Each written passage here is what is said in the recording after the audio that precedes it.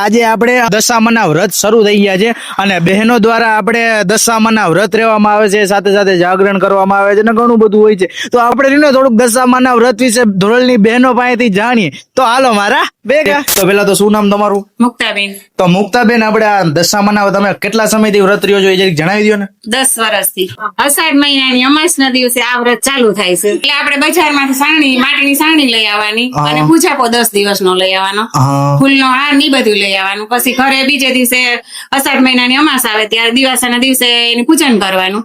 પૂજન કરીને સ્થાપના કરવાની. સ્થાપના કર્યા પછી 10 દિવસ ઉપવાસ રહેવાના, એક ટાણું જમવાનું અને 10મા દિવસે સાંજની સવારે વહેલી 5 વાગે પધરાવા જવાનું. અને મુક્તાબેન, આપણે વાત કરીએ તો સાથે સાથે આપણે એવરેજ જેવરેજ વ્રત રાખવામાં આવે છે એના વિશે થોડુંક જણાવી દો ને. એ એવરેજ છે વ્રત એ દિવાસાના દિવસે જ ચાલુ થાય છે. લગ્ન કરેલા હોય ને એને જ આ વ્રત રહેવામાં આવે છે અને દીકરાનું ને ધણીનું હે. 10 વર્ષ બહેનો દ્વારા આ વ્રત રહેવામાં આવે છે.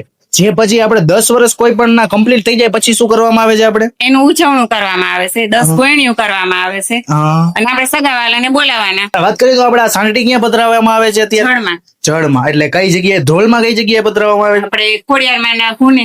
તો ધ્રોલમાં તો આ બહેનો દ્વારા વ્રત કરવામાં આવે છે, પણ તમે ક્યારે આ દશામાનું વ્રત રહ્યા છો કે નહીં એ જરીક કોમેન્ટમાં જણાવી દેજો ને. આપણા બે ઈટ સર ધ્રોલ ફોલો કરી નાખજો.